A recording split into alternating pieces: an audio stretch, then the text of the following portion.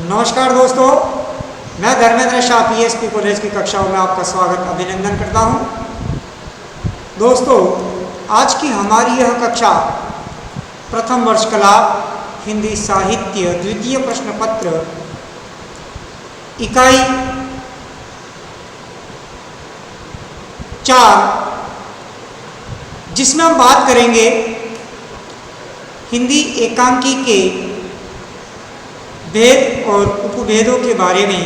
इससे पूर्व की कक्षा में हमने देखा था कि एकांकी के उपभेद कौन कौन से हैं। आज हम उनके बारे में विस्तृत अध्ययन करेंगे। तो आइए दोस्तों, बात कर रहे हैं हम हिंदी एकांकी के भेद और उपभेद। आधुनिक काल में हिंदी साहित्य में अभिव्यक्ति के अनेक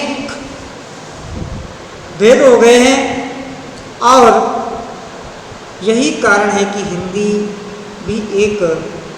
हिंदी की एक एक विधा के अंतर्गत अनेक उपविधाएं विकसित हो गई हैं और एकांकी भी इसका अछूता नहीं रहा है।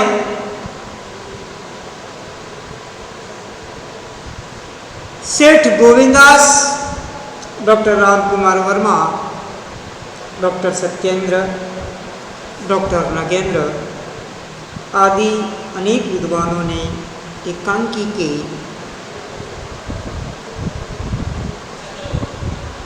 विषय में या उसकी विधा में अनेक प्रकार गिनाए हैं, जिसमें पर्याप्त मात्रा में अंतर है। सुविधा की दृष्टि से हम यहाँ पर एकांकी के भेदों का वर्गीकरण करें तो प्रवृत्तिगत आधार पर एकांकी, कथ्य संदर्भों के आधार पर एकांकी, अभिव्यक्ति के आधार पर एकांकी और शिल्प के आधार पर एकांकी।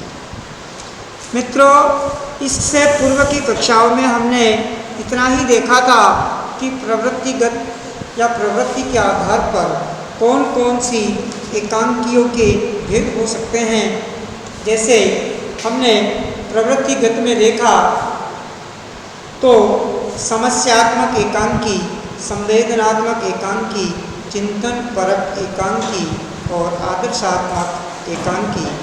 उसी प्रकार कथ्य संदर्भों में हम देखें तो ऐतिहासिक एकांकी, सामाजिक एकांकी, राजनीतिक एकांकी, पौराणिक एकांकी, मनोवैज्ञानिक एकांकी, सांस्कृतिक एकांकी और वैज्ञानिक एकांकी।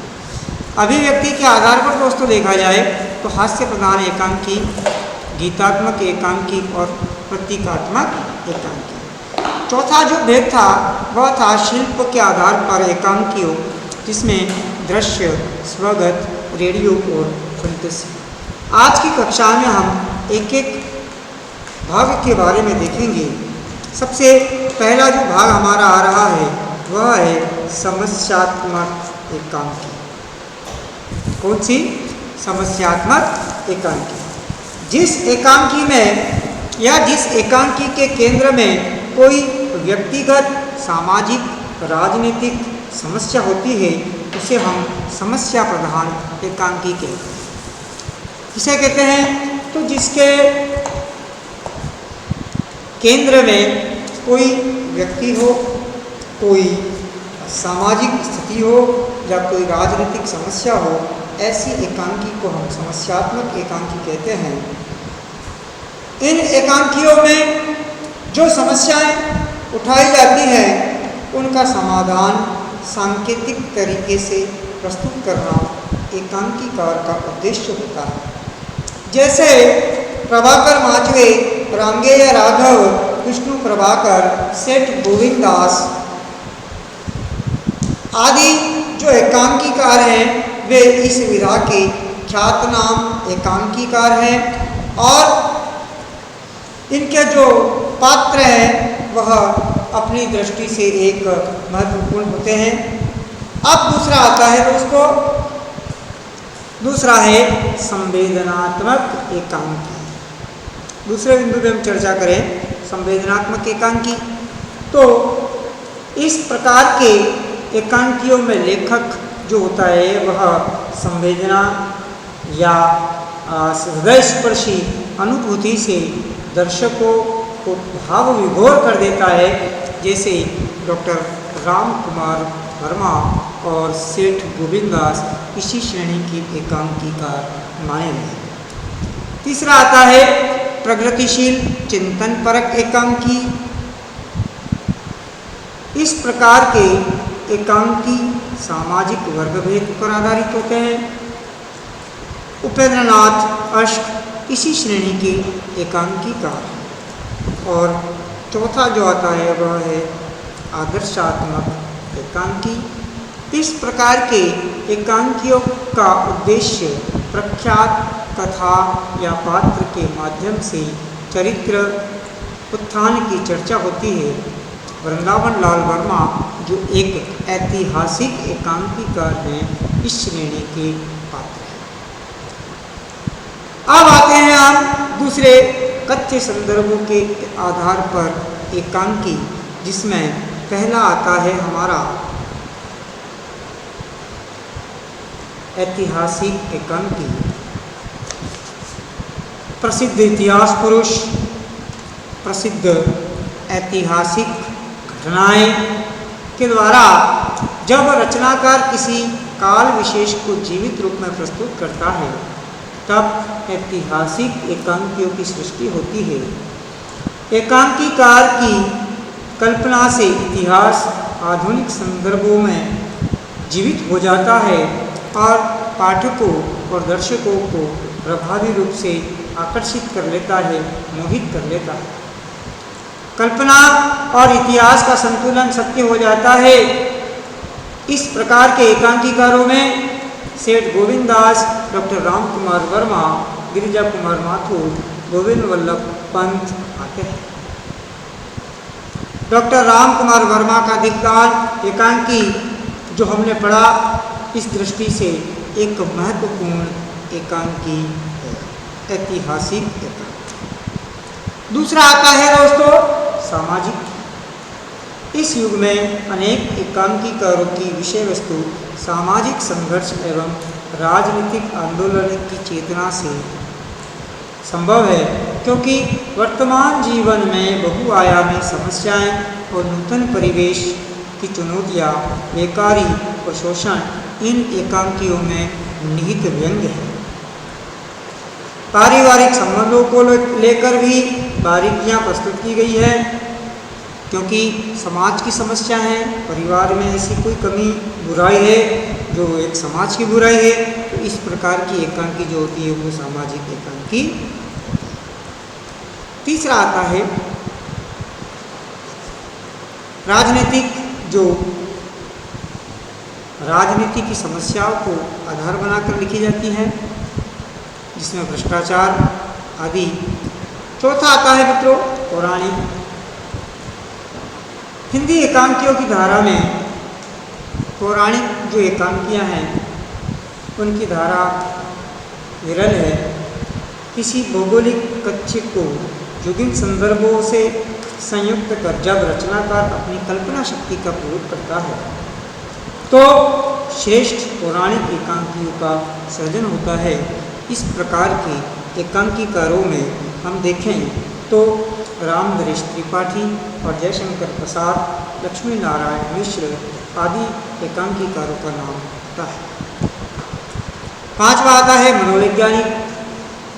वर्तमान जीवन में स्व पर केंद्रित, स्वार्थपरायण और सामान्य विकृति वाली स्थिति चारों ओर दिखाई देती है, और यही कारण है कि यह अन्य एकांकियों से भिन्न है। पहले की एकांकियों की विषय वस्तु जन्म जीवन की समस्या समाहित होती थी, पर वर्तमान में मानव मन में चलने वाले उथल पुथल को प्रस्तुत किया जाता है। ये मनोवैज्ञानिक एकांकियाँ कहलाती हैं। इस प्रकार के एकांकियों को सृजन करने का श्रेय उपेंद्रनाथ अश्क, प्रभाकर माचवे, विष्णु प्रभाकर और राम कुमार वर्मा को दिया जाता है। आगे बात करें हम तो सांस्कृतिक एकांकी जो संस्कृति से संबंधित होती हैं। वर्तमान समय में कुछ इस प्रकार की एकांकियाँ भी लिखी जा रही हैं। वैसे पौराणिक और ऐतिहासिक एकांकियों में भी संस्कृति विद्यमान रहती है, जैसे डॉक्टर राम कुमार वर्मा और सेठ गोविंद दास की एकांकियाँ हैं। और आगे आता है अंतिम वैज्ञानिक एकांकियाँ। वर्तमान समय में वैज्ञानिक आविष्कारों को आधार बनाकर इसकी रचना की जा रही है। विनोद रस्तोगी का मंगल मानव मशीन तथा राम कुमार वर्मा का चंद्रलोक में पहला यात्री इस तरह के एकांकी है। अब हम बात कर रहे हैं मित्रों, तीसरा जो आधार है वह है अभिव्यक्ति के आधार पर। और अभिव्यक्ति के आधार पर एकांकियाँ 3 प्रकार की मानी गई है: हास्य प्रधान एकांकी, गीतात्मक एकांकी और प्रतीकात्मक एकांकी। हास्य प्रधान जो एकांकी होती है, नंबर 1 की बात करें हम तो आधुनिक जो एकांकीकार हैं उन्होंने अपने एकांकियों में सामाजिक अंधविश्वास, कुरीति, रूढ़ि, बाह्य आडंबर, सामाजिक जड़ता आदि के साथ उनको बेनकाब किया है। और ऐसे एकांकीकारों में जैसे डॉक्टर राम कुमार वर्मा ने लिखा है पृथ्वी से स्वर्ग, जगदीश चंद्र माथुर ने लिखा है रीढ़ की हड्डी, ये चिरकाल तक स्मरण रहेंगे क्योंकि ये हास्य प्रधान है। हास्य के माध्यम से समाज में जो कमियां हैं उन पर व्यंग किया है। दूसरा आता है दोस्तों गीतात्मक एकांकी। जिन एकांकियों की रचना पद्य में होती है और उसके संवाद भी पद्य में होते हैं उन्हें गीतात्मक एकांकी या गीतात्मक काव्य कहा जाता है। तीसरा आता है प्रतीकात्मक एकांकी। अब काव्य रचना में प्रतीकों को अत्यधिक महत्व दिया जाता है। ये प्रतीक सामाजिक जीवन से अथवा विभिन्न वस्तुओं से लिए जाते हैं। प्राकृतिक दृश्यों को भी प्रतीक के रूप में अपनाया जाता है। इस आधार पर एकांकी प्रतीकात्मक एकांकी कहलाती है। जैसे धर्मवीर भारती का नीली झील इस प्रकार की ही एक एकांकी है। चौथा और अंतिम जो आधार है दोस्तों वह है शिल्प के आधार पर। और शिल्प के आधार पर हम देखें तो अनेक भेद माने गए हैं, जैसे रंग एकांकी, एक पात्री एकांकी, फैंटेसी, गीति नाट्य, झलकी, रेडियो एकांकी, एकांकी ओपेरो, दृश्य काव्य एकांकी, नुक्कड़ एकांकी, ध्वनि नाट्य आदि। लेकिन शिल्प प्रयोग की दृष्टि से हम देखें तो यहाँ पर मोटे रूप से कुछ दे रखे हैं। जैसे पहला आता है दृश्य एकांकी। पहला कौन सा है? दृश्य एकांकी। जिन एकांकियों की रचना प्रक्रिया में रंगमंचीय उपकरणों को विशेष महत्व दिया जाता है, प्रधानता दी जाती है, दृश्य विधान, संवाद योजना आदि का विधान रंगमंचीय परिधि में आता है, ऐसी एकांकियों को दृश्य एकांकी कहा जा सकता है। दूसरा आता है स्वगत। स्वगत से तात्पर्य है कि जिन एकांकियों में पात्र अपने मन के भावों को, अपने विचारों को, अपने अंतर्द्वंदों को अत्यंत मार्मिक ढंग से, कोमलता से प्रस्तुत करता है, उन्हें स्वगत एकांकी कहते हैं। तीसरा आता है रेडियो एकांकी। रेडियो के माध्यम से प्रसारित होने वाले रेडियो एकांकी कहलाते हैं। वातावरण एवं दृश्यों का निर्माण शब्दों एवं ध्वनियों के माध्यम से होता है। रंगमंचीय उपकरणों की सीमा से नहीं बंधना पड़ता है। और अंतिम चौथा आता है फैंटेसी। फैंटेसी जिन एकांकियों की कथा कल्पना पर आधारित होती है, उन्हें पूरा कथाओं की तरह अनोखी घटनाओं, अलौकिक दृश्यों, अत्यंत गूढ़ संवेदनाओं आदि की अभिव्यक्ति होती है। ऐसे फैंटेसी एकांकी कहलाते हैं। सार रूप में दोस्तों हम ये कह सकते हैं कि हिंदी एकांकी का निरंतर विकास हो रहा है और आगे भी होता रहेगा।